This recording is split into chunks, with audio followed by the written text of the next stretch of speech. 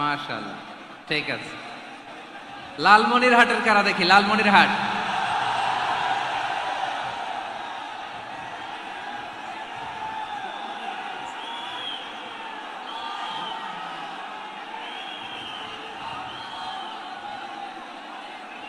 মাশাআল্লাহ মাশাআল্লাহ মাশাআল্লাহ মাশাআল্লাহ,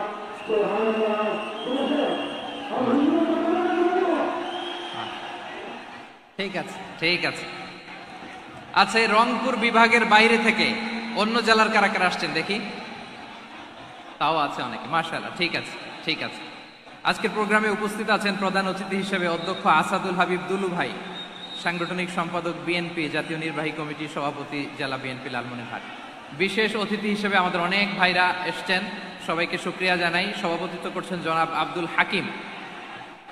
আইন শৃঙ্খলা বাহিনী, প্রশাসন, ভলান্টিয়ার্স, শুনেছি আমি প্রায় 5,000 ভলান্টিয়ার্স আপনারা নিয়োগ দিয়েছেন। আলহামদুলিল্লাহ আলহামদুলিল্লাহ, অনেক গোছালো প্রোগ্রাম।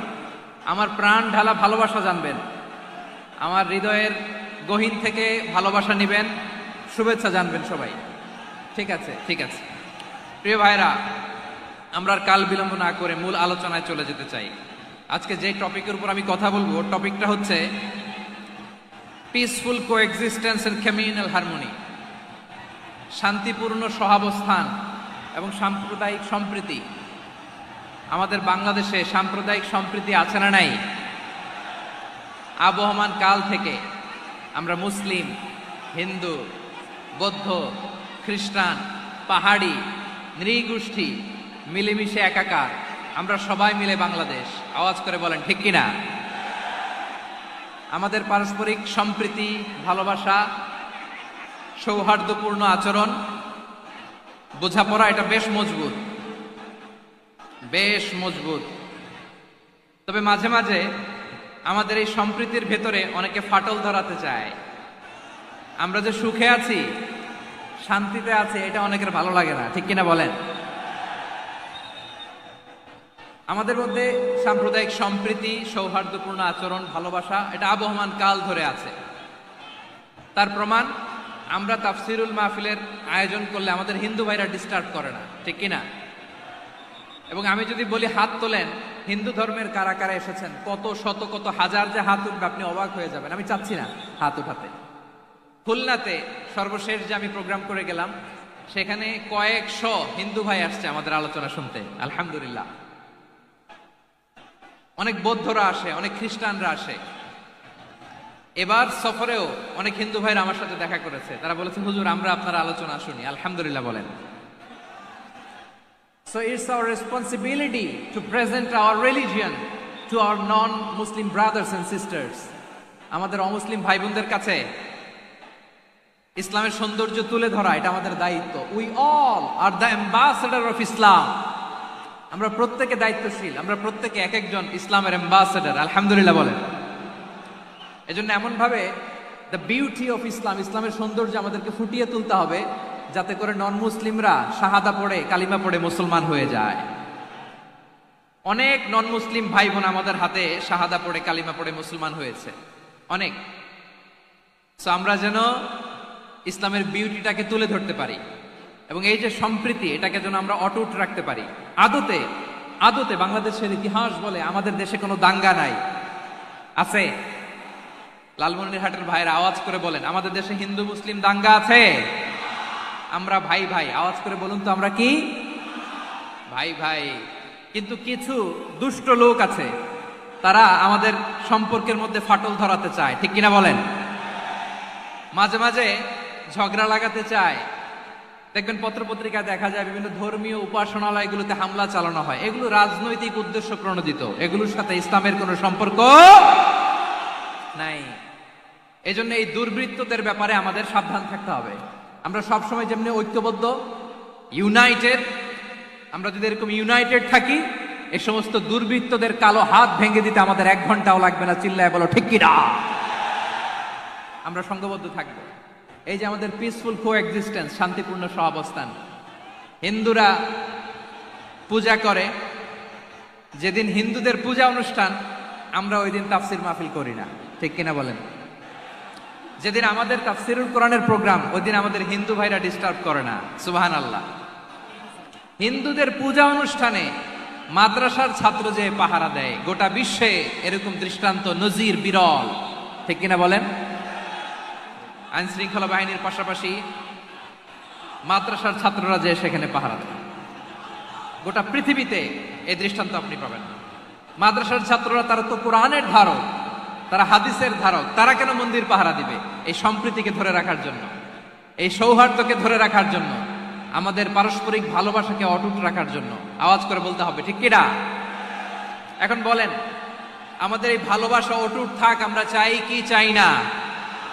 আমরা হিন্দু মুসলিম মিলেমিশে শান্তিপূর্ণ সহাবস্থান, সাম্প্রদায়িক সম্প্রীতি, লালমনিরহাটের ভাইয়ের আওয়াজ করে বলুন, এই সাম্প্রদায়িক সম্প্রীতি আমরা চাই কি চাই না? আল্লাহ এই দেশকে তুমি বরকতময় করো, বাংলাদেশকে তুমি শান্তিময় করো। আওয়াজ করে সবাই বলেন আমিন। এই জায়গাটাতে সামান্য একটু আওয়াজ হচ্ছিল, এটাও থেমে গেছে। আলহামদুলিল্লাহ, আলহামদুলিল্লাহ। এখন একেবারে everything is in my control. মাশাআল্লাহ। ঠিক আছে, আমি মূল আলোচনায় যাই। প্রিয় ভাইরা, আমি বলেছিলাম আমার আলোচনার বিষয় হচ্ছে শান্তিপূর্ণ সহাবস্থান, সাম্প্রদায়িক সম্প্রীতি। আমরা দেখব ইসলাম আমাদেরকে কি কি দিক নির্দেশনা দেয়। শান্ত হইতে হবে। খরগোশের কানের মতো কান দুটো আমার দিকে করে রাখেন। আমি এখনো উঠে যাব, হাত নাড়ায় লাভ নাই, আমি উঠে যাব। তাকায় থাকো আর কান খাড়া, আওয়াজ হবে না। হ্যাঁ, মাশাআল্লাহ, মাশাআল্লাহ, ঠিক আছে। আমরা দেখব যে রাসূল সাল্লাল্লাহু আলাইহি ওয়াসাল্লাম এই পিসফুল কোএক্সিস্টেন্সের জন্য আমাদের কি শিখিয়েছেন, কি কি গাইডলাইন দিয়েছেন। আমরা 1, 2, 3, 4 করে এগুলো আপনাদের সাথে শেয়ার করব। আমি আপনাদের খেদমতে সূরাতুল আনআমের 108 নম্বর আয়াত তেলাওয়াত করেছি। এখানে আল্লাহ রাব্বুল ইজ্জা ওয়াল জালাল তিনি ইরশাদ করছেন, ওয়ালা তাসুব্বুল্লাযীনা ইয়াদউনা মিন দুনিল্লাহি ফায়াসুব্বুল্লাহা আদওয়ান বিগাইরি ইলম কাযালিকা যায়্যান্না লিকুল্লি উম্মাতিন আমালাহুম থুম্মা ইলা রাব্বিহিম মারজিউহুম ফায়ুনাব্বিউহুম বিমা কানু ইয়ামালুন। রব্বুল আলামিন বলেন, গোলাম ও আমার ইমানদার বান্দারা, শোনো শোনো। ও আমার বিশ্বাসী বান্দারা, শোনো শোনো। লা তাসুব্বুল্লাযীনা ইয়াদউনা মিন দুনিল্লাহ ফায়াসুব্বুল্লাহা আদওয়ান বিগাইরি ইলম। ও আমার বিশ্বাসী বান্দারা, যারা আল্লাহকে ব্যতি রেখে, আল্লাহকে বাদ দিয়ে অন্য উপাস্যকে ডাকে, দেবীর পূজা করে, দেবতাদের পূজা করে, তোমরা খবরদার তাদের গালি দিও না। আওয়াজ করে বলেন, কি দিও না? আল্লাহ বলেন, ও বিশ্বাসীরা শোনো, যারা আল্লাহকে বেছে রেখে দেব দেবীর পূজা করে, অন্য উপাস্যের পূজা করে, তাদেরকে ডাকে, ওই দেবতাদেরকে তোমরা গালি দিও না। যদি ওই দেবতাদেরকে গালি দাও, তাহলে ভুলবশত, শত্রুতাবশত তারা তোমাদের রব আল্লাহকে গালি দেবে, ঠিক কিনা? তোমরা যদি তাদের দেবতাদের গালি দাও, ওরা রেগে তোমার আল্লাহরে গালি দিবে, তাহলে আল্লাহরে গালি খাওয়ানোর কারণ হয়ে গেলাম আমি, ঠিক কিনা বলেন?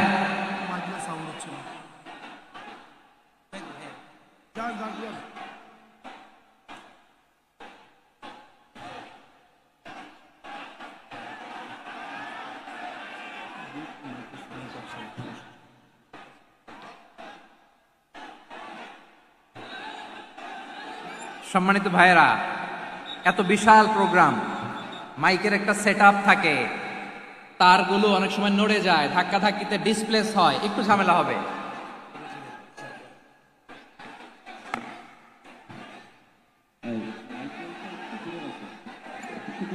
ব্যাস ব্যাস ব্যাস, হ্যাঁ,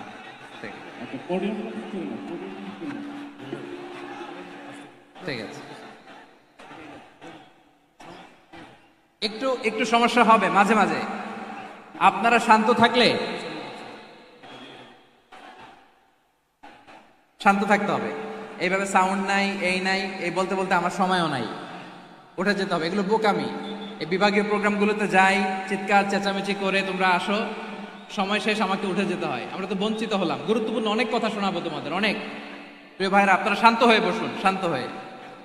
রব্বুল আলামিন বলেন, খবরদার বিশ্বাসীরা, আল্লাহ ছাড়া যারা অন্যান্য উপাস্যদেরকে ডাকে, দেবতাদেরকে ডাকে, তাদেরকে তোমরা গালি দিও না। ওই সমস্ত দেবতাদেরকে যদি তোমরা গালি দাও তাহলে তারা আল্লাহকে গালি দিবে, ঠিক কিনা বলেন? আমরা দেবতাদের গালি দিলে ওরা আল্লাহকে গালি দিবে। রব্বুল আলামিন বলেন, খবরদার দেবতাদেরকে গালি দিও না, তাহলে ওরা তোমার রব আল্লাহরে গালি দেবে। প্রতিটি জাতির জন্য তাদের কাজকে আমি আল্লাহ সুশোভিত করে রেখেছি, তারা সবাই একদিন আমার কাছেই ফিরে আসবে। এরপর আমি রব্বুল আলামিন তাদের আমলনামা তাদেরকে জানিয়ে দেব। সুবহানাল্লাহ পড়ে। প্রিয় ভাইরা, আল্লাহ তাআলা বলেছেন খবরদার গালি দিও না। আদেশটা কার? আওয়াজ করে বলেন তো। হিন্দুদের দেবতা দেবদেবীদেরকে গালি দেওয়া যাবে না। আওয়াজ করে বলুন প্রিয় ভাইরা, এই আদেশটা কার? এই আপনাদের গলার আওয়াজ। অন্য ধর্মের দেবতাদেরকে যে গালি দেওয়া যাবে না, এই আদেশটা কার? আরো জোরে বলুন, কার? গালি দিবেন কোন দেবতাকে? দিবেন? যদি দেন তাহলে ওরা আল্লাহরে গালি দিবে। তাহলে আল্লাহরে গালি খাওয়াইলো কে? আপনি, ঠিক কিনা বলেন? আমি আল্লাহকে গালি খাওয়ানোর কারণ হলাম, কারণ আমি যদি গালি না দিতাম ওরা আমার রবকে গালি দিত না। আওয়াজ করে বলেন ঠিক কিনা? তাহলে প্রিয় ভাইয়েরা, ইসলাম আমাদেরকে শিখায়, সূরাতুল আনআমের 108 নম্বর আয়াত থেকে আমরা বুঝলাম কোন ধর্মকে ছোট করা যাবে না। অন্য ধর্মকে ছোট করা মানে ইসলামকে ছোট করা। অন্য ধর্মের দেবতাকে গালি দেওয়া মানে আল্লাহকে গালি খাওয়ানো। আওয়াজ করে বলেন ঠিক কিনা? খবরদার, এটা করা যাবে না। আর অন্য ধর্মের দেবতাকে যদি আপনি গালি দেন, ওরা ইসলাম থেকে দূরে সরে যাবে। যাও ইসলামের প্রতি আকৃষ্ট হয়েছিল আর কোনোদিন ইসলামের ধারে কাছে আসবে না। আওয়াজ করে বলেন ঠিক কিনা? এজন্য কখনো কোনোদিন অন্য ধর্মের দেবতাদেরকে গালি দেয়া যাবে না। অন্য ধর্মের কোন দেবতাদেরকে আমরা গালি দিব না, গালি দিব না, বরং ইসলামের beauty, the beauty of Islam, ইসলামের সৌন্দর্যকে আমরা তুলে ধরব। আমরা যদি বিশ্বনবী সাল্লাল্লাহু আলাইহি ওয়াসাল্লামের জীবনের দিকে তাকাই, তাহলে আমি দেখব বিষ্ণু ইসলাম মক্কাতে কিংবা মদিনাতে অন্য ধর্মের লোকদের সাথে খুব পিসফুলি লাইফ লিড করেছেন। হোক মুশরিক, হোক খ্রিস্টান, হোক ইহুদি, বিশ্বনবী সবার সাথে মিলেমিশে ছিলেন। আলহামদুলিল্লাহ বলেন। ইসলাম হচ্ছে পিসফুল রিলিজিয়ান। অন্য ধর্মের প্রতি সহনশীলতার সবক ইসলাম আমাদেরকে দেয়। কিন্তু প্রতিটি মুসলিমের এটা মনে রাখতে হবে, আল্লাহর কাছে পছন্দনীয় গ্রহণযোগ্য ধর্ম, জীবনাদর্শ একটি, সেটা হচ্ছে ইসলাম। আওয়াজ করে বলেন সেটা কি? লালমনিরহাটের ভাইয়েরা আওয়াজ করে বলুন, আল্লাহর কাছে মনোনীত ধর্ম একটি, সেটা কি? এজন্য রব্বুল আলামিন বলেন, ইন্নাদ-দীনা ইনদাল্লাহিল ইসলাম, আল্লাহর কাছে মনোনীত গ্রহণযোগ্য অ্যাকসেপ্টেড ধর্ম মতাদর্শ একটা, সেটা হলো ইসলাম। ইসলাম ছাড়া অন্য কোন ধর্ম যদি কেউ তালাশ করে, তার ওই ধর্ম আল্লাহ গ্রহণ করবে না। ওমাই ইয়াবতাগি গায়রাল ইসলামি দীনান ফালাই ইউকবালা মিন ওয়া হুয়া ফিল আখিরাতি মিনাল খাসিরিন।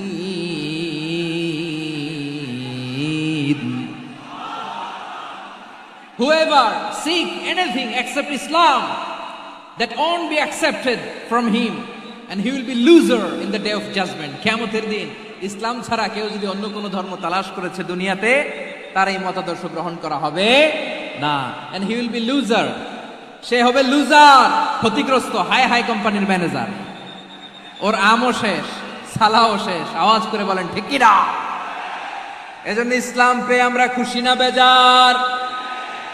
প্রত্যেক নামাজ শেষে আমরা আল্লাহরে বলি, আল্লাহ রাদিতু বিল্লাহি রাব্বা ওয়া বিল ইসলামি দীনা ওয়া বি মুহাম্মাদিন নাবিয়ান ওয়া রাসূলা। ও আল্লাহ, তোমারে রব হিসেবে পেয়ে আমরা খুশি। ও আল্লাহ, ইসলামকে ধর্ম হিসেবে পেয়ে আমরা খুশি। বিশ্বনবীকে আমাদের রাসূল পেয়ে আমরা খুশি। ঠিক কিনা বলেন?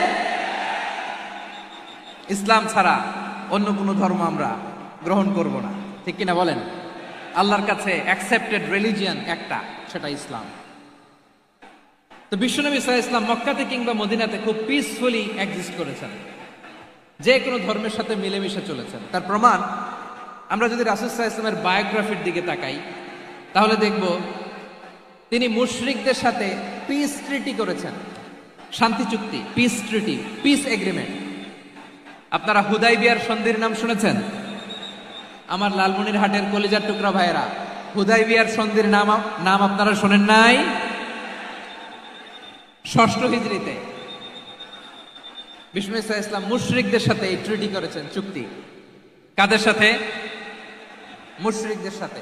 আমরা তো মুসলমান বসতে পারি না, আমরা দুই মুসলিম ভাই একসাথে বসে চা খেতে পারি না, গল্প করতে পারি না। বিষ্ণু ঈসা ইসলাম মুশরিকদের সাথে ট্রিটি করেছেন, হুদাইবিয়ার সন্ধি।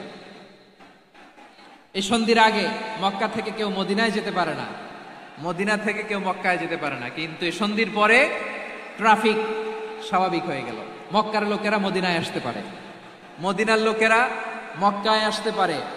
এটাকে বলে সুলহে হুদাইবিয়া, the peace agreement of Hudaibiya, শান্তি চুক্তি। আমরা পৃথিবীতে এখন অনেক শান্তি চুক্তির নাম শুনি, এগুলো সব the piece treaty of Hudaibiya থেকে কপি করা। আল্লাহু আকবার। তাহলে বিশ্বনবী সাল্লাল্লাহু আলাইহি সাল্লাম তিনি যে শান্তিপূর্ণ সহাবস্থানে বিশ্বাসী ছিলেন, মুসলমানেরা যে অন্য ধর্মের প্রতি সহনশীল, তার প্রমাণ হচ্ছে এই পিস ট্রিটি। শুধু তাই নয়, মাইকের সাউন্ডটা একটু বাড়াই দিতে হবে, খুব দুর্বল, একটু মজবুত করতে হবে, আর একটু ক্লিন করতে হবে, আর সবগুলা জায়গায় সাউন্ড যাচ্ছে কিনা একটু ক্রস চেক করতে হবে। হ্যাঁ, পাবেন দিচ্ছে mic operator, he is trying his level best, দিচ্ছে। মাইক অপারেটর যিনি আছেন, প্রতিটি জায়গায় প্রতিটি সাউন্ড বক্সে যেন আওয়াজ পাওয়া যায়, একটু ক্রস চেক করেন, সাউন্ডটাকে একটু স্ট্রং করে দেন। হ্যাঁ, ঠিক আছে, মাশাআল্লাহ। এদিকে তাকান, এদিকে। মক্কার পার্ট গেল, পিস এগ্রিমেন্ট করলেন, শান্তি চুক্তি। বিষ্ণু ঈসা ইসলাম মদিনায় যে কি করলেন? মদিনায় যে বিষ্ণু ঈসা ইসলাম মদিনা চার্টার করলেন, মদিনা সনদ, সাহিফাতুল মদিনা, এটার বলে মদিনা চার্টার। এই যে ওয়েস্টে, ইউরোপে, আমেরিকাতে তারা অনেক চার্টার করে, সব চার্টার মদিনা চার্টার থেকে কপি করা। আওয়াজ করে পড়েন সুবহানাল্লাহ। বিষ্ণু ঈসা ইসলাম মদিনায় গেলেন, মদিনাতে মুসলিম, মুশরিক, ইহুদি, এই তিন ধর্মের লোক মিলে সব স্টেক হোল্ডার যারা আছে সবাইকে নিয়ে বিষ্ণু ঈসা ইসলাম মদিনা চার্টার করলেন, মদিনা সনদ। পড়েন সুবহানাল্লাহ। শুধু তাই নয়, মক্কাতে বিশ্বনবী পিস এগ্রিমেন্ট করলেন, শান্তি চুক্তি মুশরিকদের সাথে। মদিনাতে যে বিশ্বনবী মদিনা চার্টার করলেন, মদিনা সনদ করলেন ইহুদিদের সাথে। আবার মদিনাতে বিশ্বনবী ইহুদিদের সাথে পিস ডায়ালগ করলেন, ইন্টারফেথ ডায়ালগ করলেন, আন্তধর্মীয় সংলাপ করলেন, যেই সংলাপের মূল ভিত্তি ছিল তাওহীদ। মূল ভিত্তি ছিল কি? তাওহীদ। বিশ্বনবী ইহুদিদেরকে ডাকলেন, আহ্বান করলেন, কুল ইয়া আহলাল কিতাবি তাআলাউ ইলা কালিমাতিন সাওয়াইন বাইনানা ওয়া বাইনাকুম আল্লা না'বুদা ইল্লাল্লাহ ওয়া লা নুশরিকা বিহি শাইআন ওয়া লা ইয়াত্তাখিযা বা'দুনা বা'দান আরবাবাম মিন দুনিল্লাহ فإن تولوا فقولوا اشهدوا بأننا مسلمون। সুবহানাল্লাহ পড়েন। বিশ্বনবী মদিনার ইহুদিদের ডেকে বললেন, ও ইহুদিরা, শোনো শোনো, আসো এমন একটা আদর্শের প্রশ্নে আমরা একত্রিত হই, যে আদর্শের প্রচার তোমাদের নবীরাও করেছে, আমিও করি, যে আদর্শের কথা তোমাদের পবিত্র ধর্মগ্রন্থগুলোতে আছে, আমার কোরআনেও আছে। সেটা হলো তাওহীদ। আমরা এক আল্লাহ ছাড়া কারো ইবাদত করব না, আল্লাহর সাথে কাউরে শরীক করব না, আল্লাহ ছাড়া কাউরে রব মানব না। পড়েন সুবহানাল্লাহ। তাহলে আমার প্রিয় লালমনিরহাটের ভাইরা, মদিনাতে যে তিনি মদিনা চার্টার করলেন, মদিনা সনদ, পিস ডায়ালগ করলেন, শান্তির সংলাপ, ইন্টারফেথ ডায়ালগ করলেন, আন্তধর্মীয় সংলাপ, যার ভিত্তি ছিল তাওহীদ। সুবহানাল্লাহ পড়েন।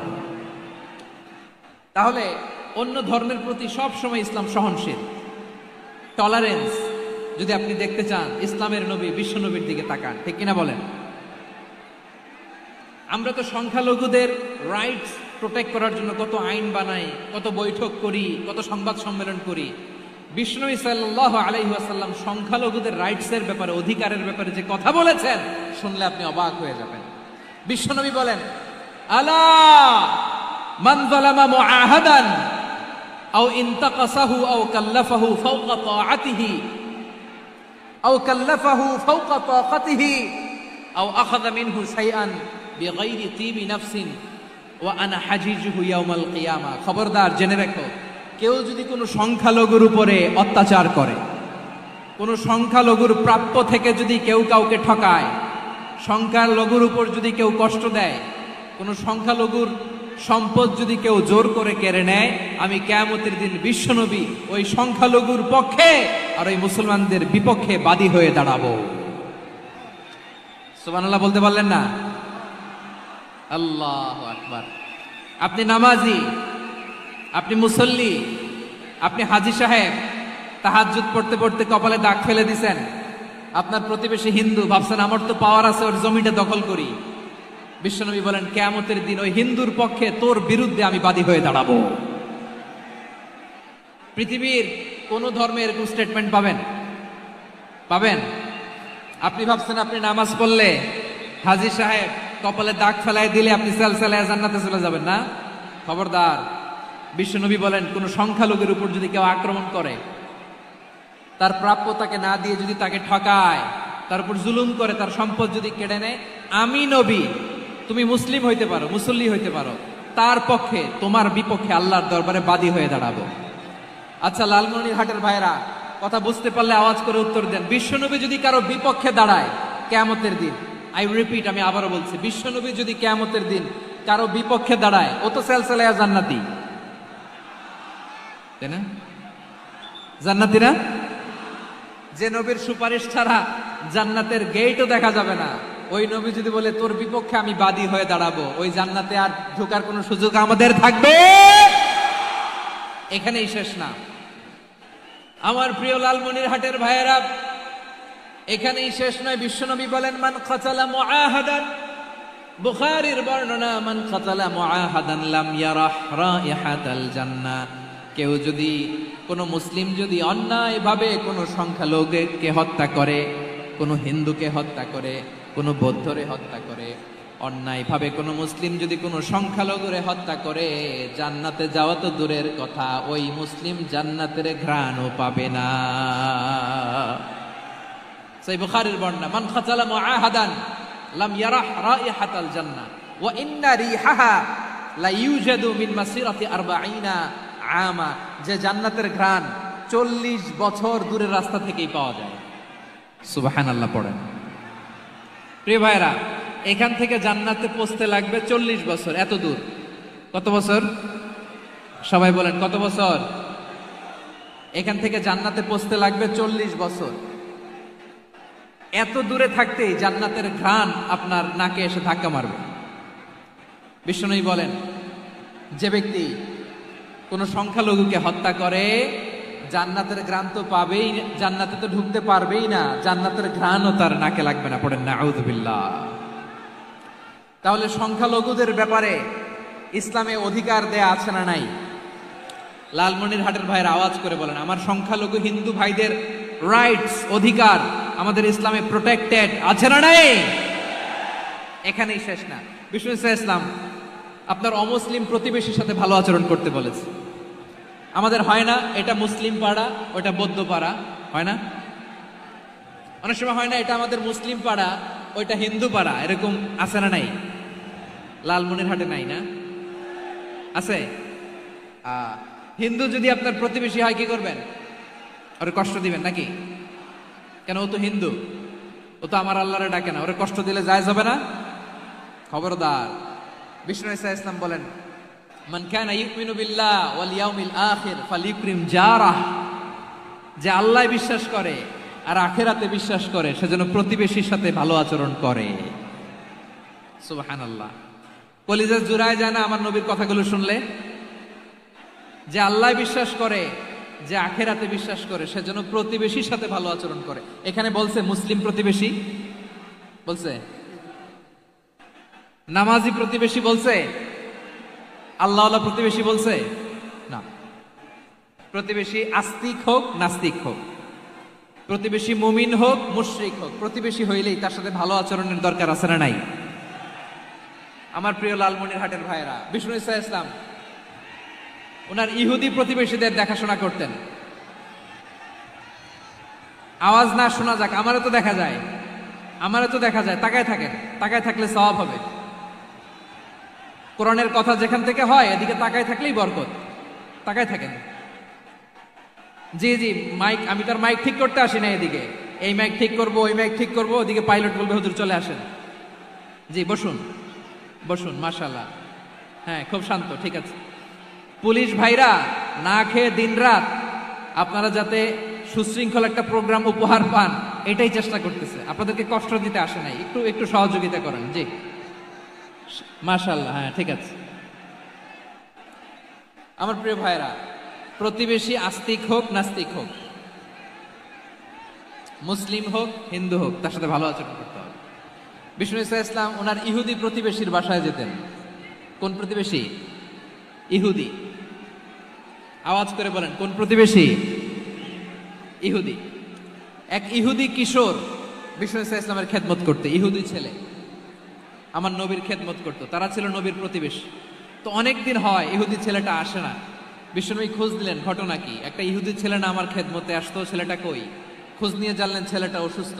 বিষ্ণু ঈসা ইসলাম ওই ইহুদির বাড়িতে চলে গেলেন ওই ছেলেটাকে দেখা করার জন্য, ভিজিট করার জন্য। সুবহানাল্লাহ পড়বেন না? গেলেন, যে দেখে ইহুদি ছেলেটা মুমূর্ষ, জান জান যায় যায় ভাব, বিছানায় পড়ে আছে, তার বাবা দাঁড়ানো। বিশ্বনবী তার মাথার পাশে বসলেন, মাথায় হাত বুলিয়ে দিলেন, আর ছেলেটাকে বললেন আসলিম, হে ইহুদি ছেলে আসলিম, ইসলাম ধর্ম গ্রহণ করো। তো ছোট্ট ছেলে ভাবে আমরা ইহুদি, এখন ইসলাম ধর্ম গ্রহণ করলে আব্বা যদি বকা দেয়। ফানাযারা ইলা ওয়াজহি আবি, ছেলেটা তার বাবার চেহারার দিকে তাকালো, দেখি আব্বা কি কয়। আব্বা যদি বলে তাইলে ইসলাম ধর্ম গ্রহণ করবে। ইহুদি ছেলেটা তার বাবার দিকে যখন তাকালো, ওর বাবা বলে আতি আবুল কাসিম, আবুল কাসিম যা বলে তাই করো। আবুল কাসিম হচ্ছে বিষ্ণু ঈসা ইসলামের একটা কুনিয়াত, উপনাম।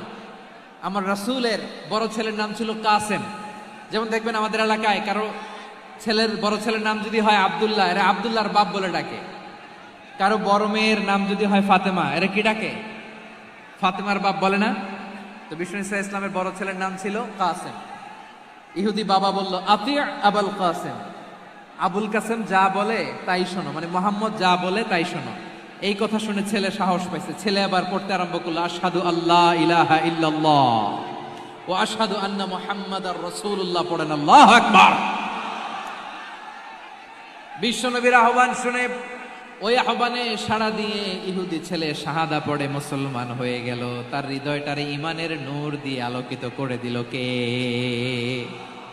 প্রিয় ভাইরা, এবার রাসূল সাল্লাল্লাহু আলাইহি ওয়াসাল্লাম বের হয়ে আসলেন ঘর থেকে, আর বললেন আলহামদুলিল্লাহিল্লাযী আনকাযাহু মিনান নার, প্রশংসা সে আল্লাহর যে আল্লাহ জাহান্নামে চলে যাচ্ছিল প্রায় এমন একটা লোককে মুহূর্তের মধ্যে কালেমায়ে শাহাদাতের বদৌলতে জান্নাতি বানায় দিলেন। আওয়াজ করে পড়েন সুবহানাল্লাহ।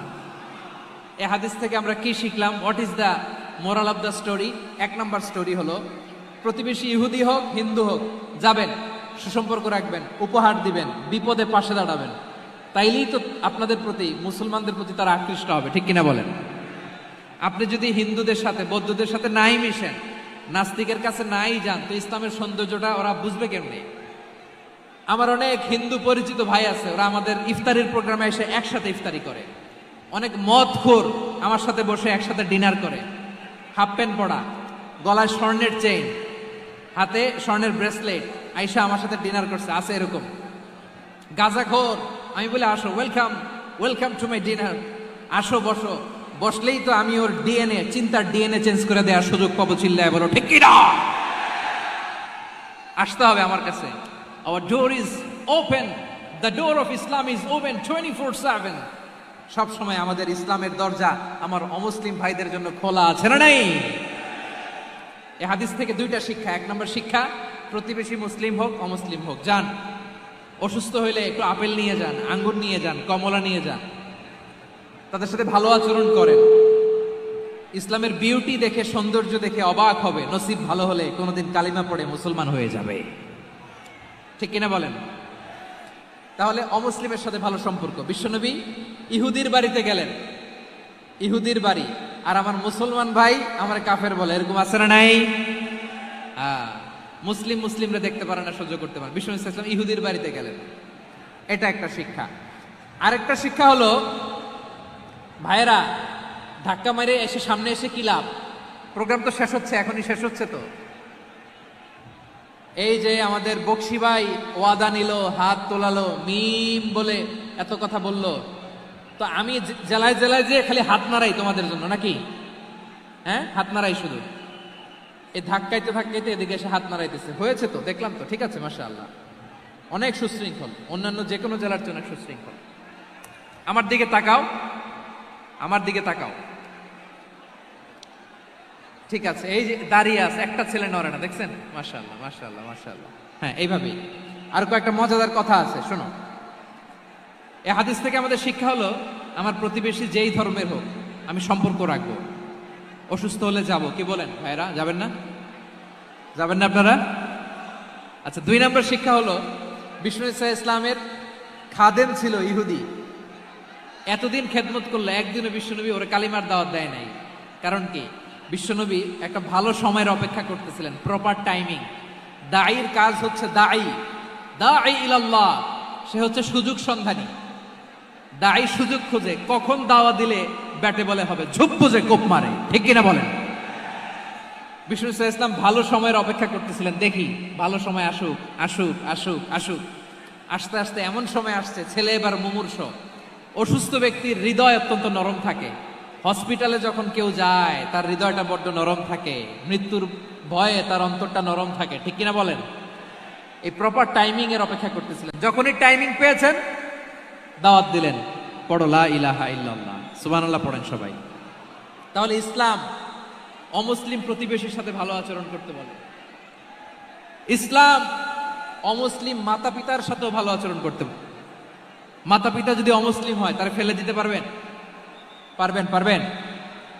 আমার লালমনিরহাটের ভাইয়েরা, অনেক হিন্দু ছেলে আমাদের হাতে শাহাদা পড়ে মুসলিম হয়, কিন্তু ওর মা মুসলমান হয় নাই, বাবাও হয় নাই। এরকম আছে না নাই? তো ও হয়েছে মুসলিম, মা বাপ হিন্দু, এখন মা বাপ কি বাদ? হ্যাঁ, মা বাপ বাদ দেয়া যাবে? যেই মা আপনারে 9 মাস 8 মাস পেটে ধারণ করলো, আপনার মায়ের নার ছেঁড়া ধন, আপনি ওই মারে বাদ দিতে পারবেন? যে মায়ের বুকের তাজা দুধ খেয়ে আপনি আজকে বাড়ন্ত তাজা তরতাজা, ওই মারে বাদ দেয়া যাবে? মায়ের এক ধারে দুধের দাম, কাটিয়া গায়ের চাম, পাপুষ বানাইলে ঋণের শোধ হবে না। এমন দরদি ভাবে কেউ হবে না আমার মাহা গো। মায়ের এক ধারে দুধের দাম, কাটিয়া গায়ের চাম, পাপুষ বানাইলে ঋণের শোধ হবে না। এমন দরদি ভাবে কেউ হবে না আমার মাহা গো, ঠিক কিনা? মাকে তো বাদ দেওয়া যায় না। وَقَضَى رَبُّكَ أَلَّا تَعْبُدُوا إِلَّا إِيَّاهُ وَبِالْوَالِدَيْنِ إِحْسَانًا। আল্লাহ বলে, অবধারিত 2টা ভার্ডিক্ট তোমাদের জন্য, এক আল্লাহর ইবাদত করবা আর মা বাবার প্রতি ইহসান করবা। আদেশটা কার? মা বাবার প্রতি ইহসান করতে হবে। আমার মা হিন্দু হোক, ভালো আচরণ করতে হবে, বৌদ্ধ হোক, ভালো আচরণ করতে হবে। আমার যে সমস্ত হিন্দু ভাইয়েরা মুসলিম হয়েছে, তোমাদের মা বাবা এখনো মুসলমান হয় নাই, তাদের সাথে ভালো আচরণ করতে হবে। আপনাদের খেদমত নিজে করতে হবে, অথবা খেদমতের ব্যবস্থা করাই দিতে হবে। মান্থলি যে খরচ লাগে এটা দিতে হবে। আরে তুমি এখন মুসলিম, তোমার মা বাবা হিন্দু, এখনই তো সুযোগ ইসলামের সৌন্দর্য দেখানো। এখন মা বাবা যদি দেখে, আরে এটা হিন্দু থাকতে তো বদমাইশ ছিল, বেয়াদব ছিল, কি এমন ধর্ম সে গ্রহণ করলো যেটা গ্রহণের সাথে সাথে সে পাল্টে গেল? কি এমন ধর্ম সে গ্রহণ করেছে যেটা তার জীবনকে আলোকিত করে দিয়েছে? নসিব ভালো হইলে তারাও কালিমা পড়ে মুসলমান হয়ে যাবে। বিষ্ণু ইসা ইসলামের স্ত্রীর নাম ছিল আয়েশা রাদিয়াল্লাহু তাআলা আনহা, আবু বকর রাদিয়াল্লাহু তাআলা আনহুর মেয়ে। আবু বকর রাদিয়াল্লাহু তাআলা আনহুর আরেক মেয়ের নাম হচ্ছে আসমা। কি নাম? দুজনই আবু বকর রাদিয়াল্লাহু তাআলা আনহুর মেয়ে, আসমা আর আয়েশা। নাম দুটো কেমন লাগে? আসমা নামটা কেমন লাগে? আয়েশা নামটা কেমন লাগে? সবার ভালো লাগে নাই? নাম দুটো আপনাদের ভালো লাগে? লালমনিরহাটে অনাগত যদি কন্যা সন্তান হয়, যদি মনে চায় আসমা রেখে দিতে পারবেন, যদি মনে চায় আয়েশা রেখে দিয়ে। দেশে বিদেশে এয়ারপোর্টে রাস্তা ঘাটে শুধু বলে হুজুর একটা নাম দেন, আমার ছেলের একটা নাম দেন, মেয়ের একটা নাম দেন। তো আমার মনে আছে যশোরের আবদিনের মাহফিলে আমি একটা দুইটা নাম দিয়েছিলাম। আজকে লালমনিরহাটের এই প্রোগ্রামে কন্যা সন্তান যদি হয় দুটা নাম দিলাম, আসমা কিংবা আয়েশা। ইনশাআল্লাহ পড়েন। দুজন বোন, এক মায়ের না, বাবা এক মা দুইজন। আয়েশা রাদিয়াল্লাহু তাআলা আনহার মায়ের নাম উম্মে রুমান, আর আসমা রাদিয়াল্লাহু তাআলা আনহার মায়ের নাম কুতাইলা বিনতে আব্দুল উজ্জা। আবু বকর রাদিয়াল্লাহু তাআলা আনহু 4টা বিয়ে করেছিলেন। তো একই ঘটনা ঘটেছে এই ফ্যামিলিতে। আসমা ইসলাম ধর্ম গ্রহণ করে মুসলিমা, কিন্তু তার মা কুতাইলা মুশরিকা। আই রিপিট, বোঝার জন্য আমি আবারও বলি, আসমা রাদিয়াল্লাহু তাআলা আনহা মুসলিমা, আর আসমার মা কুতাইলা, আওয়াজ করে বুঝে থাকলে বলেন, আসমার মা মুশরিকা। তার মানে মেয়ে মুসলিম, মা অমুসলিম। ভেজাল আছে না নাই?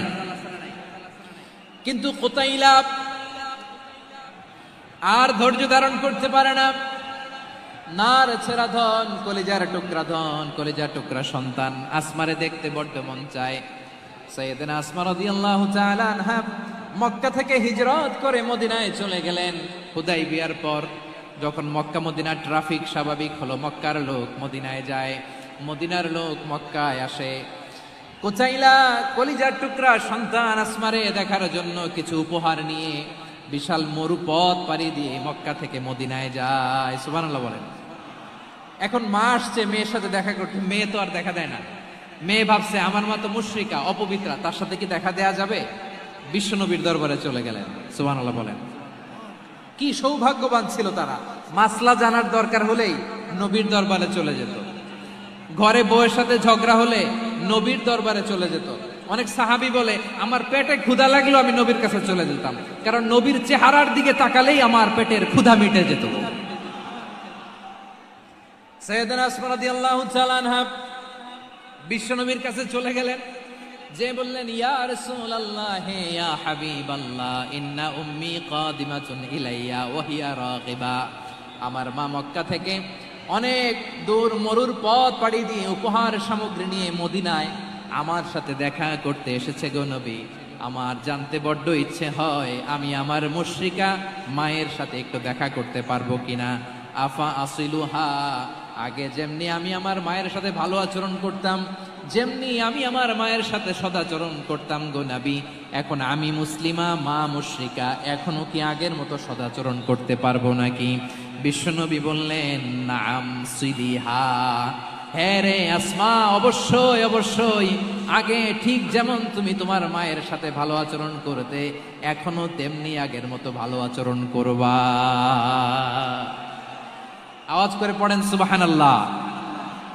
কি ইসলাম আমরা পেয়েছি! কত ব্রড মাইন্ডেড আমাদের ইসলাম, কত ওপেন মাইন্ডেড ইসলাম, কত ওপেন আপ করতে পারে, চিন্তা করতে পারেন। বিষ্ণু বললেন হ্যাঁ অবশ্যই, নাম সুলিহা, আগে যেমনি ভালো আচরণ করছো আসমা, এখন ওই রকমই করো, পারলে আরো বাড়াই করো। সুবহানাল্লাহ বলেন।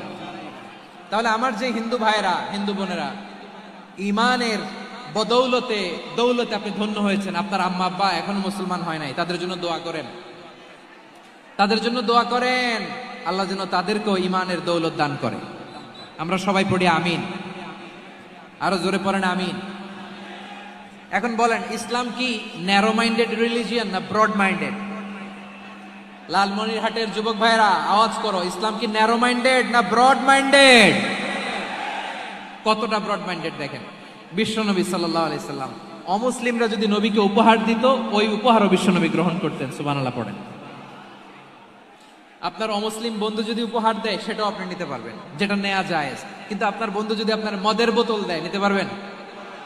হ্যাঁ, মদের বোতল দিলে পারবেন না।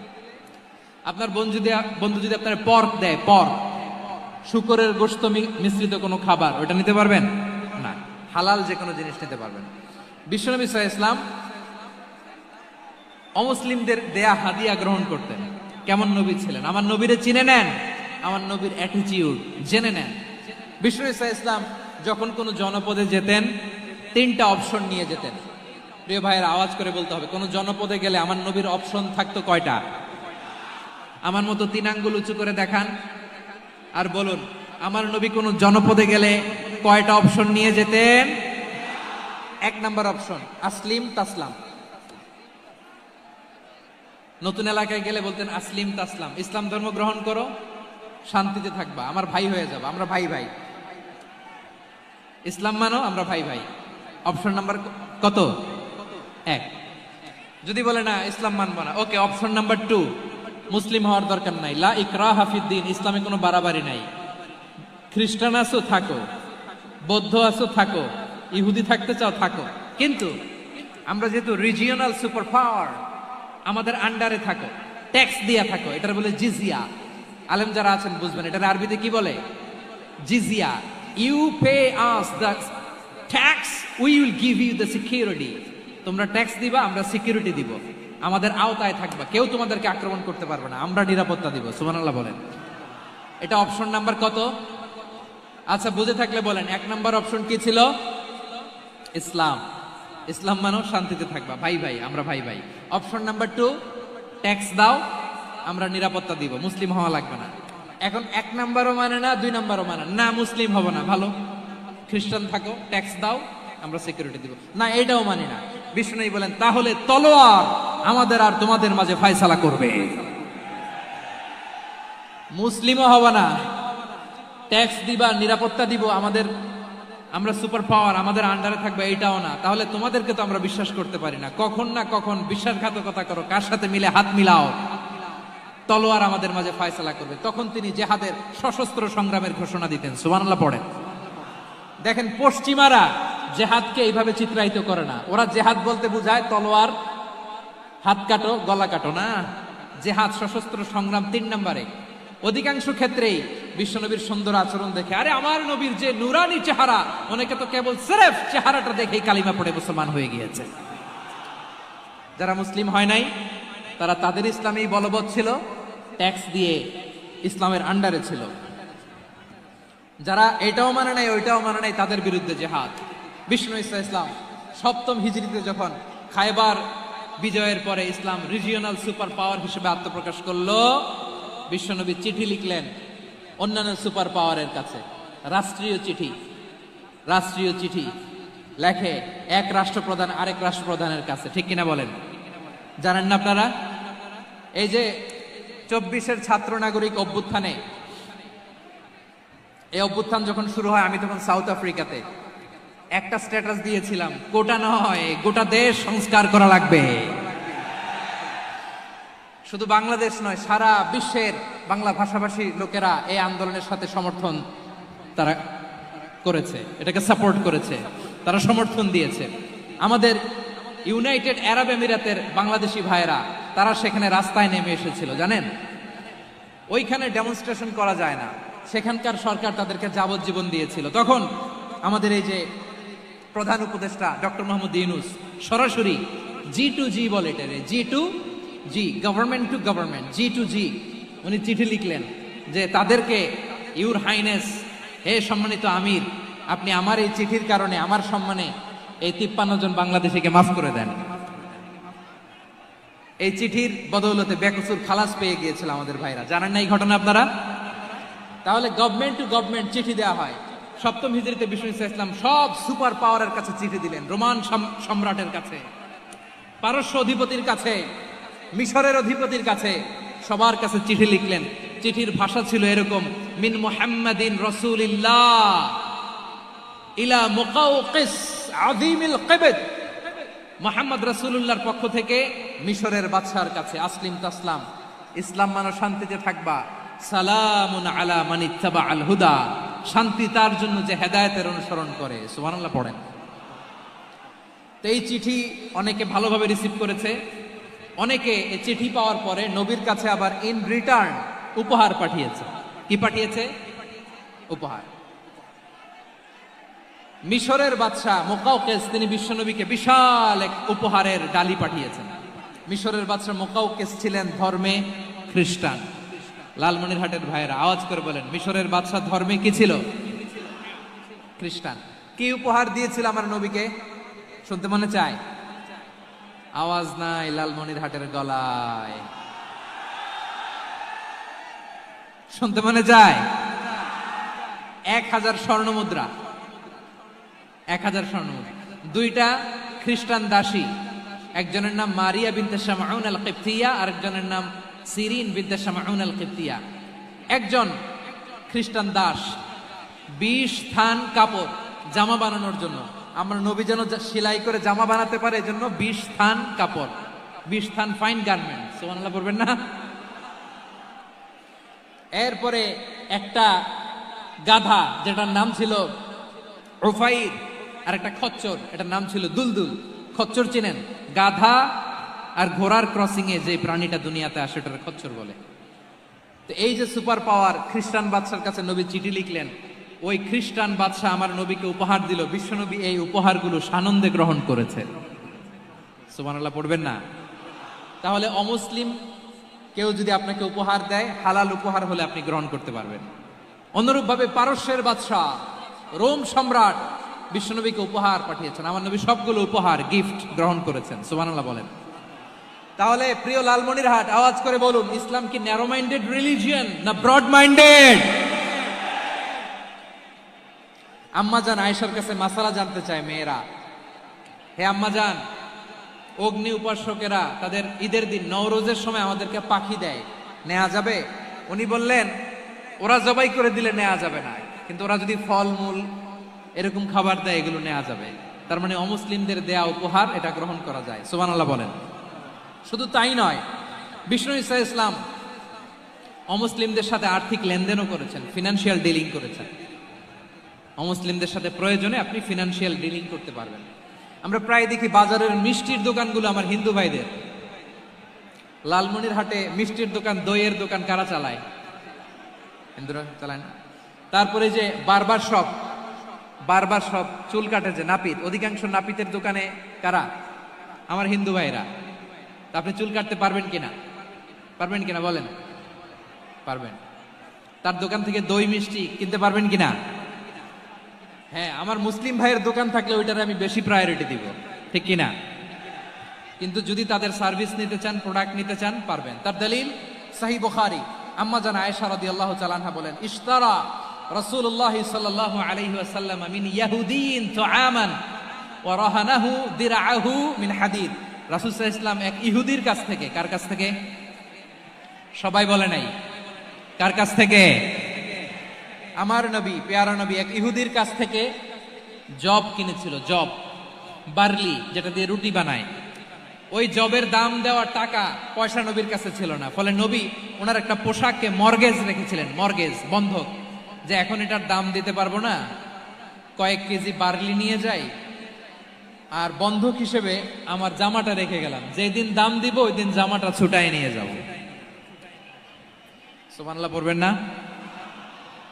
বাকিতে নিছিলেন, বাকিতে।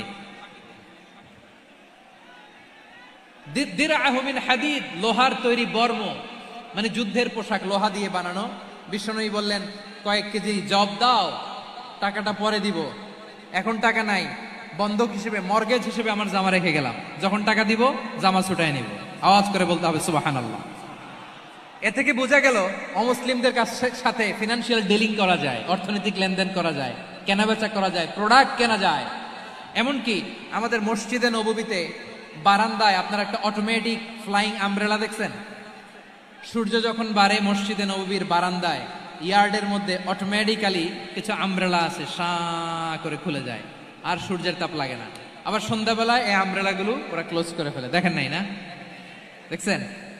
এই মসজিদে নববীকে সর্বোচ্চ উন্নত মানের কনস্ট্রাকশন ইনফ্রাস্ট্রাকচার ডেভেলপ করার জন্য কর্তৃপক্ষ কিছু অমুসলিম ইঞ্জিনিয়ারের ডিজাইনারের সহায়তা নিয়েছিল। সুবহানাল্লাহ বলেন। কোন দলিলের ভিত্তিতে? এই দলিলের ভিত্তিতে যে বিষ্ণু ঈসা ইসলাম অমুসলিমদের সাথেও লেনদেন করেছেন। আওয়াজ করে বলতে হবে আল্লাহু আকবার। শুধু তাই নয়, ইন কেস অফ ইমার্জেন্সি, প্রয়োজনে ইসলামের খাতিরে ইসলামকে সামনের দিকে এগিয়ে নিয়ে যাওয়ার জন্য অমুসলিমদের সাপোর্ট নেওয়া জায়েজ আছে। সুবহানাল্লাহ বলেন। অমুসলিমদের সাপোর্ট নেয়া, তাদের থেকে অর্থ নেয়া, পলিটিক্যাল সাপোর্ট, পলিটিক্যাল অ্যাসাইলাম নেওয়া জায়েজ আছে। আমাদের অনেক বিশ্ববরেণ্য দায়ীরা আমেরিকায় অস্থায়ীভাবে অ্যাসাইলাম নিয়ে থাকে, নিজের দেশে গেলে ফাঁসিতে ঝুলাই দিবে। যুগ যুগ ধরে দায়ীদের উপর এরকম অত্যাচার আর নির্যাতন আছে না নাই? মিশরের অনেক দায়ীরা পাশ্চাত্যে যেয়ে থাকে। এই যে তারা পলিটিক্যাল অ্যাসাইলাম নিয়ে থাকে, রাজনৈতিক আশ্রয়, এটা জায়েজ আছে না? এটা যে জায়েজ আছে তার প্রমাণ স্বয়ং বিশ্বনবী সাল্লাল্লাহু আলাইহি ওয়াসাল্লাম পলিটিক্যাল সাপোর্ট নিয়েছিলেন অমুসলিমদের কাছ থেকে। সুবহানাল্লাহ বলেন। খুব মজাদার একটা ঘটনা শুনবেন। আপনাদের আগ্রহ দেখে তো মনে হয় না শোনার ইচ্ছা আছে। আছে আছে, গলায় জোর আছে। লিল্লাহে তাকবীর, লিল্লাহে তাকবীর, নারায়ে তাকবীর। মাশাআল্লাহ।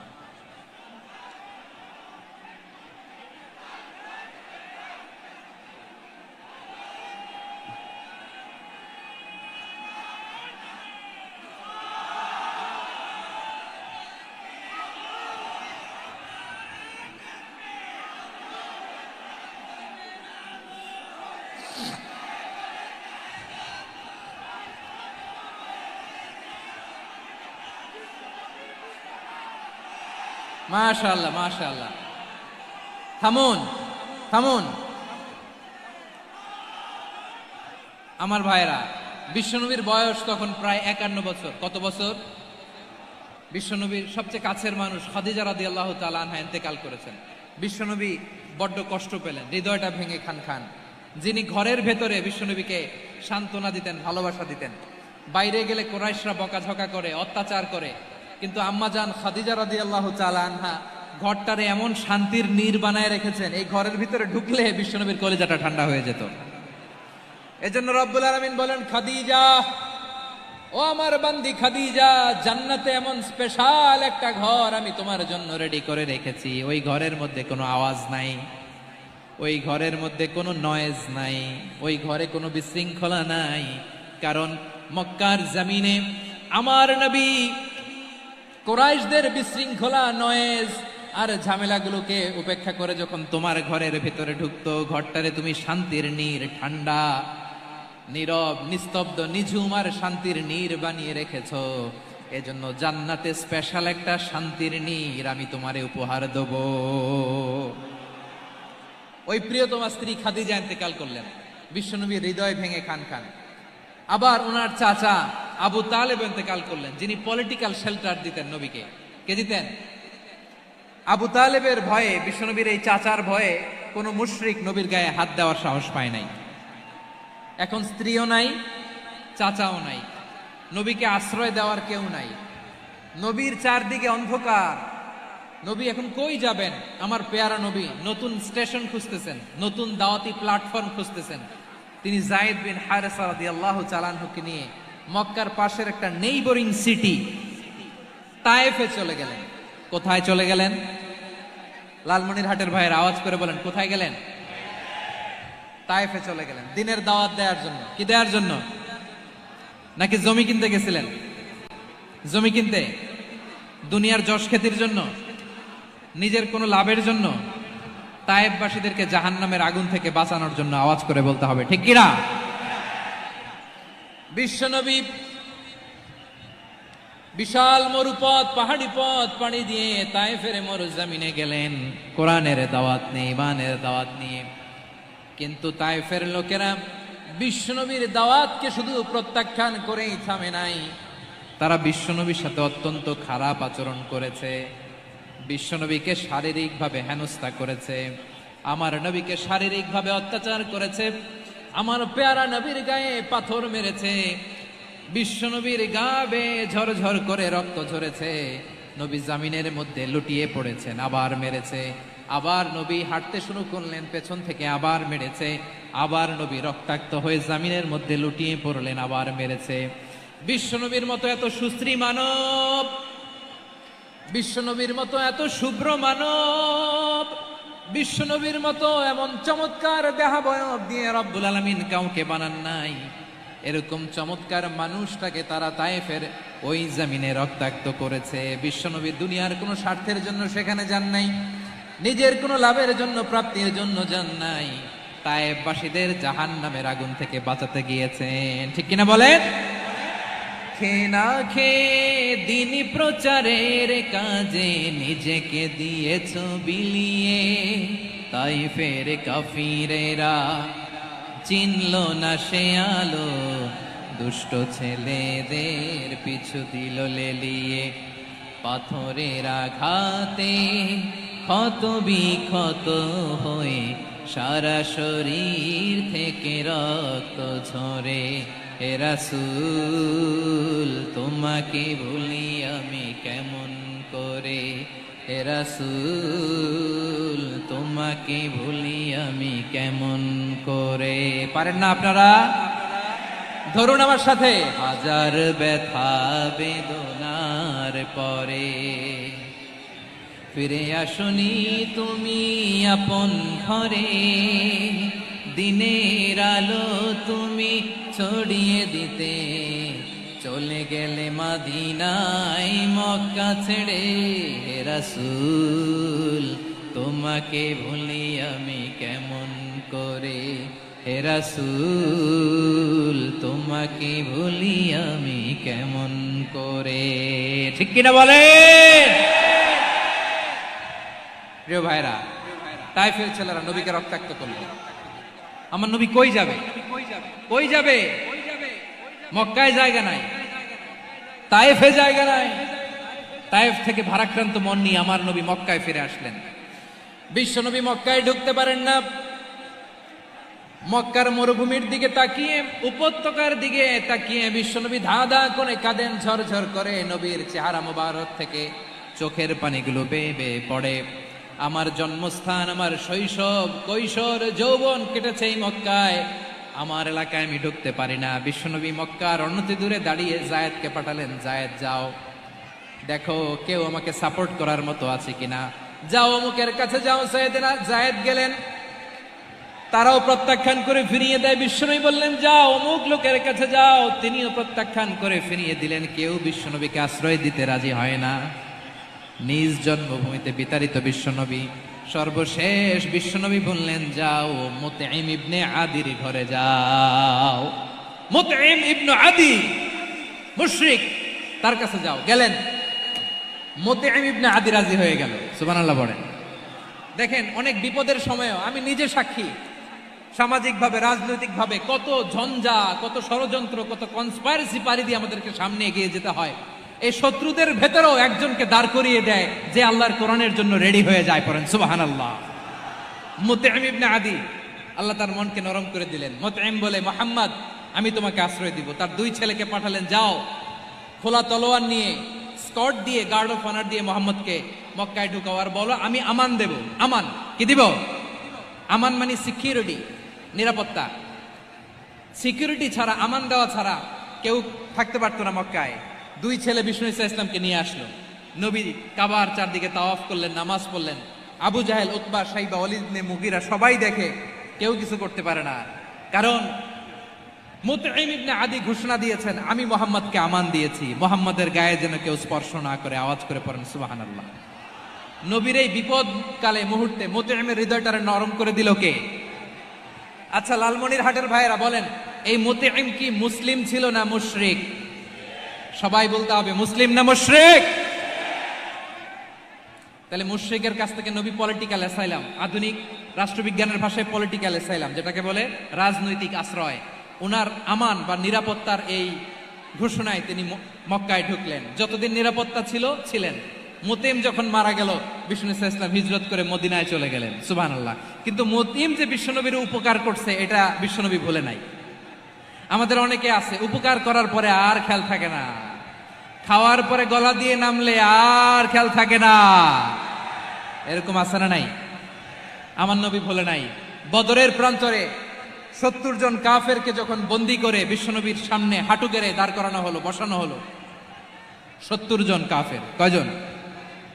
বিশ্বনবী তাদের দিকে তাকিয়ে বললেন, সহিহ বুখারীর বর্ণনা, লাউ কানাল মুতঈম ইবনে আদি হাইয়ান সুম্মা কাল্লামানি হাউলাঈ নাতনা লা তারাকতুহুম লাহু। বদরের প্রান্তরে 70 জন বন্দী কাফিরের দিকে তাকিয়ে আমার নবী বললেন, আজকে মুতঈম ইবনে আদি যদি বেঁচে থাকতো আর তোমাদের 70 জনের ব্যাপারে যদি মুতঈম এক বাক্যে একটা সুপারিশ করত, তার সম্মানে আজকে তোদের সবাইকে আমি মাফ করে দিতাম। সুবহানাল্লাহ নাই? ওই যে চিল্লাচিল্লি যে কথা বোঝে নাই, কোন জিনিস মিস করছে ওরা নিজেরাও বোঝে নাই। বিশ্বনবী মুতঈমের এই সাহায্যের কথা বলে নাই। 70 জন মুশরিক হাঁটু গেড়ে বসা, নবী চাইলে এখনই এক্সিকিউশন অর্ডার দিতে পারে। তিনি বললেন, আজকে যদি মুতঈম বেঁচে থাকতো আর মুতঈম যদি তোদের জন্য সুপারিশ করতে, এই আবর্জনাগুলোর ব্যাপারে সুপারিশ করতে, আমি মুহূর্তেই তোদেরকে এমনি মাফ করে দিতাম। এবার বলেন, ইসলাম কি ন্যারো মাইন্ডেড না ব্রড মাইন্ডেড? শুধু তাই নয়, যাকে যে সম্মান দেয়ার আমার নবী দিতেন, হোক আস্তিক হোক নাস্তিক, হোক মুসলিম হোক অমুসলিম। বিষ্ণু ইসা ইসলাম যখন রোমান সম্রাটের কাছে চিঠি লিখেছেন, আমার প্রিয় লালমনির হাটের ভাইরা, অল্প কয়েক মিনিট কয়েকটা জরুরি কথা বলবো, এদিকে তাকান, এদিকে তাকান। রোমান সম্রাটের কাছে বিশ্বনবী যখন চিঠি লিখলেন মিন মুহাম্মদ রাসূলিল্লাহ ইলা হিরাকলা আযীমির রোম। মুহাম্মদের পক্ষ থেকে হিরাক্লিয়াসের কাছে, যিনি হচ্ছেন আযীমির রোম। এটা নবী নিজ থেকে বানায় লিখছেন, অতিরিক্ত সম্মান দিয়ে। কোন রাষ্ট্রপ্রধান যখন আসে তাদেরকে আমরা কি বলি জানেন? তার নামের শেষে HE এটা লিখতে হয়, H.E. মানে হিজ এক্সেলেন্সি। কি লেখে? হিজ এক্সেলেন্সি অথবা ইউর হাইনেস, ইউর ম্যাজেস্টি। দেখেন, বিশ্বনবী সাল্লাল্লাহু আলাইহি ওয়াসাল্লাম সব নবীদেরও নবী।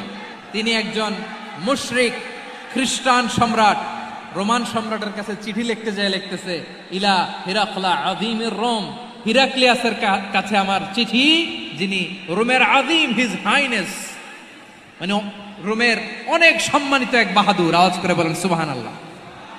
তার মানে যাকে যে সম্মান দেয়ার, এটা বিশ্বনবী দিতেন। এমনকি যে ইহুদিরা ভালো ছিল, এই ইহুদিদেরও প্রশংসা করেছেন বিশ্বনবী মুহাম্মদুর রাসূলুল্লাহ সাল্লাল্লাহু আলাইহি ওয়াসাল্লাম। এক ইহুদির প্রশংসা করেছেন বিশ্বনবী। ইহুদির কার? আমি তো আমার ভাইয়ের প্রশংসা করি না, আমি তো এক আলেম আরেক আলেমরে স্পেস দেই না, আমি তো এক দায়ী আরেক দায়ীর সাথে বসতে চাই না।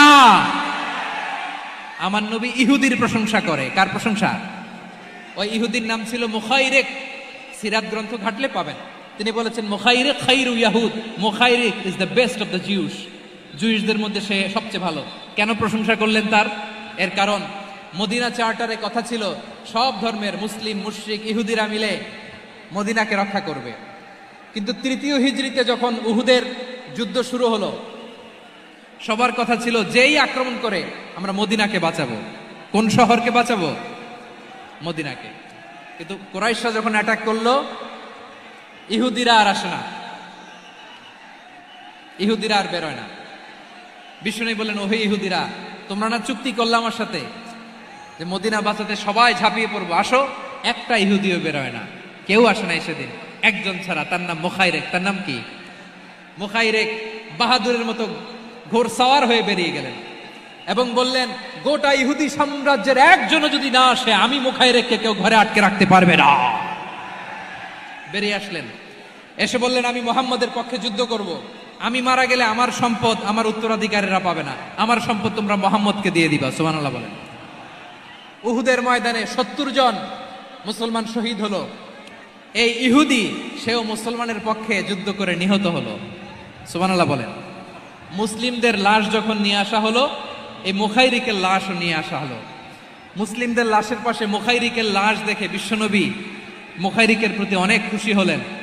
আর বিশ্বনবী খুশি হয়ে বললেন, মুখাইরিক খায়রু ইয়াহুদ, মুখাইরিক যদিও তুমি ইহুদি, তারপরে তুমি সব ইহুদিদের মধ্যে সেরা ইহুদি পড়েন সুবহানাল্লাহ। আমার নবী ইহুদিকেও সম্মান দিতে কার্পণ্য করে নাই, আওয়াজ করে বলেন আল্লাহু আকবার। প্রিয় ভাইরা, এবার সর্বশেষ আওয়াজ করে বলেন, ইসলাম কি ন্যারো মাইন্ডেড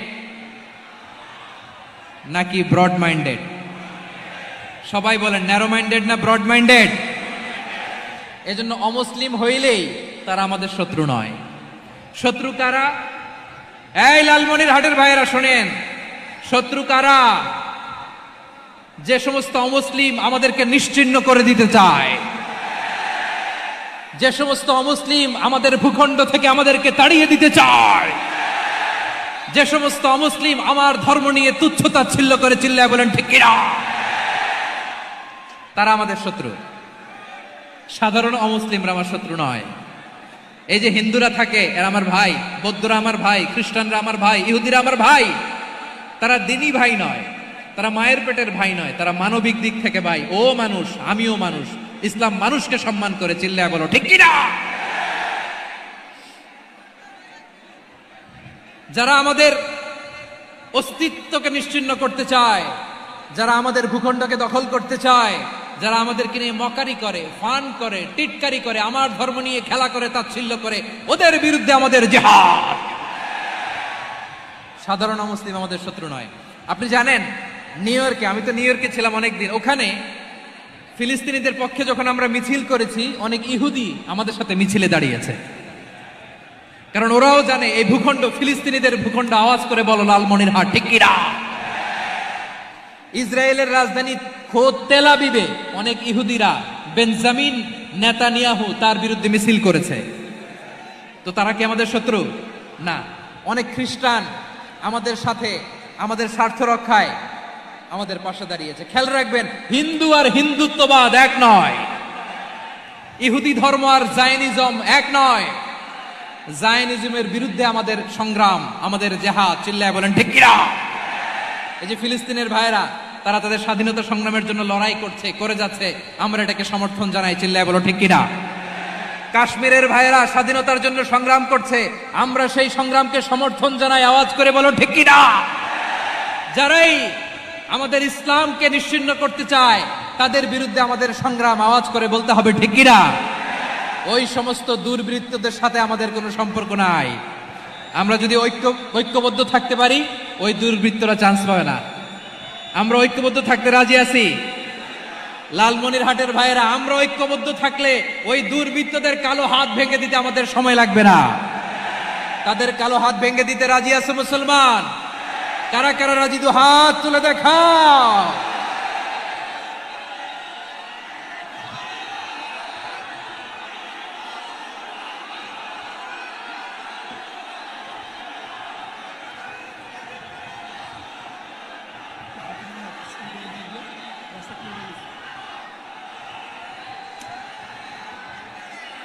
আমার প্রাণ প্রিয় লালমনিরহাটের ভাইয়েরা, শত্রু কাফের আর অশত্রু কাফেরের মধ্যে পার্থক্য আছে না নাই?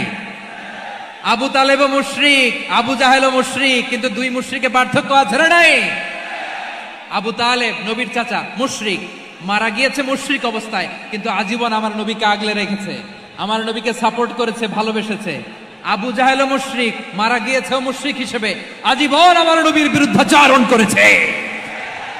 আবু জাহেলের শক্তি, সামর্থ্য, স্ট্র্যাটেজি, প্ল্যান সব আমার নবীর বিরুদ্ধে ছিল। আবু জাহেলের কারণে একটা দিন শান্তিতে আমার নবী মক্কায় ঘুমাতে পারে না, চিল্লায় বলেন ঠিক কিনা। এজন্য রব্বুল আলামিন বলেন, লা ইয়ানহাকুমুল্লাহু আনিল্লাযীনা লাম ইউকাতিলুকুম ফিদ-দীনি ওয়া লাম ইখরিজুকুম মিন দিয়ারিকুম আন তাবাররুহুম ওয়া তুকসিতু ইলাইহিম ইন্নাল্লাহা ইউহিব্বুল মুকসিতিন। আল্লাহ বলে, গোলামেরা শোনো শোনো, যে সমস্ত অমুসলিম তোমাদের সাথে ধর্মযুদ্ধে লিপ্ত হয় না, তোমাদের বিরুদ্ধে যে সমস্ত অমুসলিম অস্ত্র ধরে না, যে সমস্ত অমুসলিম তোমাদেরকে তোমাদের জন্মস্থান থেকে, ভূখণ্ড থেকে তাড়িয়ে দেয় না, তাদের সাথে ভালো আচরণ করতে আমি আল্লাহ নিষেধ করি নাই, তাদের সাথে সদাচরণে কোনো নিষেধাজ্ঞা নাই। বরং তাদের সাথে সদাচরণ করো, এটাই আমি আল্লাহ চাই। তাহলে আমার যে অমুসলিমরা আমাদের সাথে শত্রুতা করে না, তুচ্ছতাচ্ছিল্য করে না, আমাদের ভূমি থেকে আমাদেরকে উচ্ছেদ করতে চায় না, আমাদের বিরুদ্ধে অস্ত্র ধরে না, ওই অমুসলিম ভাইদের সাথে আমাদের কোনো দ্বন্দ্ব আছে? কোনো বিরোধ আছে? বরং আছে ভালোবাসা। বরং আছে কি? এই ভালোবাসা দিয়ে আমরা বিশ্ব জয় করব। রাজি আছে মুসলমান? আমাদের পুঁজি ভালোবাসা। আমাদের পুঁজি কি? এবার আওয়াজ করে বলেন, আমার এই পুরো আলোচনা থেকে the religious coexistence, peaceful coexistence, শান্তিপূর্ণ সহাবস্থান, কমিউনাল হারমোনি, এই সাম্প্রদায়িক সম্প্রীতি, এই আলোচনা থেকে কি বুঝলেন? ইসলাম কি ন্যারো মাইন্ডেড না ব্রড মাইন্ডেড? এই ব্রড মাইন্ডেড হৃদয় নিয়ে, ভালোবাসা দিয়ে আমরা বিশ্ব জয় করতে চাই। রাজি আছেন? আল্লাহ কবুল করুক। আমরা সবাই পড়ি আমিন। লালমনিরহাটের জেলা স্টেডিয়ামে আমার প্রিয় মায়েরা, বোনেরা, আপনাদের জন্য একটা হাদিস বলে শেষ করব। বিশ্বনবী বলেন, আমার মায়েরা খেয়াল করে শুনুন, বিশ্বনবী আপনাদের উদ্দেশ্য করে বলেন, আল মারআতু ইযা সাল্লাত খামসাহা ওয়া সামাত শাহরাহা হাফিজাত ফুরুজাহা আতাআত বা'লাহা ফালতাদখুল মিন আইয়ি আবওয়াবিল জান্নাতি শাআত। বিশ্বনবী বলেন, ও রমণীরা, ও নারীরা, যে সমস্ত নারী এই 4টা কাজ করবে, এই 4টা কাজের গ্যারান্টি দিবে, তাদেরকে জান্নাতের 8টা দরজার গ্যারান্টি দেয়া হবে। কি 4টা কাজ? 1 নাম্বার, আল মারআতু ইযা সাল্লাত খামসাহা, যে নারী 5 ওয়াক্ত নামাজ পড়ে। কি করে? জেলা স্টেডিয়ামে অবস্থানরত আমার নারীরা, বোনেরা, বিশ্বনবী আপনাদেরকে 4টা কাজের কথা বলেছেন, খুব বেশি না। 4টা করলে 8 জান্নাতের দরজা সব খোলা। কোনটা দিয়ে যাবেন? যেটা দিয়ে মনে চায়। 1 নাম্বার 5 ওয়াক্ত নামাজ। আমার বোনেরা জোহরের নামাজ পড়তে পড়তে এটা আসরে নিয়ে যায়, আসর পড়তে পড়তে এটা মাগরিবে নিয়ে যায়। এরকম আসরে নাই? লালমনিরহাটে হয়তো নাই। আমার বোনেরা এটা করবেন না। ইন্নাস সালাতা কানাত আলাল মুমিনিনা কিতাবাম মাওকুতা, সময় মতো পড়বেন। সামাত শাহরা, রমাদানের রোজাগুলো রাখবেন। হাফিজাত ফুরুজাহা, যে নারী তার চরিত্রকে হেফাজত করে, তার প্রাইভেট হেফাজত করে, তার লজ্জাস্থান হেফাজত করে। ও মায়েরা, আপনার এই গর্ভ যে কত দামি আপনি জানেন না। আপনার এই গর্ভ থেকে জন্মাবে আগামীর সালাহুদ্দিন আল আইয়ুবী। আপনার গর্ভ থেকেই জন্মাবে ইমাম আল মাহদি আল মুনতাদার। আপনার পেট থেকে জন্মাবে আবু সাইদের মতো বীর সৈনিক। আপনার পেট থেকে জন্মাবে মুগ্ধের মতো বীর মুজাহিদ। আপনি জানেন না কে আসবে আপনার পেট থেকে। সময়টাকে কাজে লাগান, ইসলামকে বুঝেন, মানেন, আমাদের ইসলামিক লেকচারগুলো শোনেন, আমরা যে বার্তাগুলো, ইনস্ট্রাকশনগুলো, দিক নির্দেশনাগুলো আপনাদের খেদমতে রাখি, এগুলো মেনে চলুন। আপনিই পারেন আপনার ঘরটাকে জান্নাতের টুকরা বানাতে। একটা family, it's a very big institution and you are the MD, the managing director of this institution. চিল্লায় বলেন ঠিক কিনা? চাইলেই পারেন ঘরটারে জান্নাতের টুকরা বানাতে। 5 ওয়াক্ত সালাত, রমাদানের রোজা, নিজের চরিত্রের হেফাজত, ও আতাআত বা'লাহা, স্বামীর আনুগত্য। এটাতে অনেকে ভুল করে থাকে। হায় রে আমার বোনেরা, স্বামীর আনুগত্যকে এটা নিজের অপমান মনে করবেন না। আপনার স্বামী আপনার সবচেয়ে বড় গার্ডিয়ান, তিনি আপনার সবচেয়ে ভালো চায়। নারী কখনো গার্ডিয়ানশিপের বাইরে থাকতে পারে না। হয় আপনি বাবার গার্ডিয়ানশিপের ভেতরে, বাপ না থাকলে ভাই আপনার গার্ডিয়ান, ভাই না থাকলে চাচা গার্ডিয়ান, বিয়ের পরে আপনার স্বামী আপনার গার্ডিয়ান। শরিয়া সম্মত স্বামীর আদেশগুলো আপনি মেনে চলবেন, কিন্তু শরিয়া বিরুদ্ধ কোনো আদেশ মানতে আপনি বাধ্য নয়। আওয়াজ করে বলুন সবাই ঠিক কিনা? এই 4টা কাজ যদি কোনো নারী করে, বিশ্বনবী বলেন জান্নাতের 8টা দরজা খোলা। তোমার যেটা দিয়ে মনে চায় সেটা দিয়ে জান্নাতে তুমি এন্ট্রি নিতে পারবা। আমরা এখানে লালমনিরহাটের সোহরাওয়ার্দী ময়দানে আজকে যেমন একত্রিত হতে পারলাম, আল্লাহর জান্নাতেও যেন একত্রিত হতে পারে। আল্লাহ তুমি তৌফিক দান করো। আল্লাহ আমার এই কলিজার টুকরা যুবক ভাইদেরকে তুমি উমরে ফারুকের মতো কবুল করো। জেলা স্টেডিয়ামে অবস্থানরত আমার মা বোনদেরকে তুমি ফাতেমার মতো, খাদিজার মতো কবুল করো। আমাদের কলিজার টুকরা সন্তানদেরকে তুমি সালাহুদ্দিন আল আইয়ুবীর মতো কবুল করো। এই যে ইসলামিক সোসাইটি লালমনিরহাটকে আল্লাহ তুমি কবুল করো। আল্লাহ যে কথাগুলো বললাম এগুলো প্রথমে আমাকে, আমার সব ভাইদেরকে আমল করার তৌফিক দান করো। রব্বানা ظلمنا أنفسنا وإن لم تغفر لنا وترحمنا لنكونن من الخاسرين ربنا آتنا في الدنيا حسنة وفي الآخرة حسنة وقنا عذاب النار। রব্বুল আলামিন, আরশের মালিক, লক্ষ লক্ষ তাওহীদি জনতা, দুনিয়ার কোনো কিছুর আশায় নয়, দুনিয়ার কোনো কিছুর জন্য নয়, তোমার কোরআনের প্রেমে, ইসলামের প্রেমে হাজির হয়েছে। আল্লাহ আমার ভাইদেরকে কবুল আর মঞ্জুর করে দাও।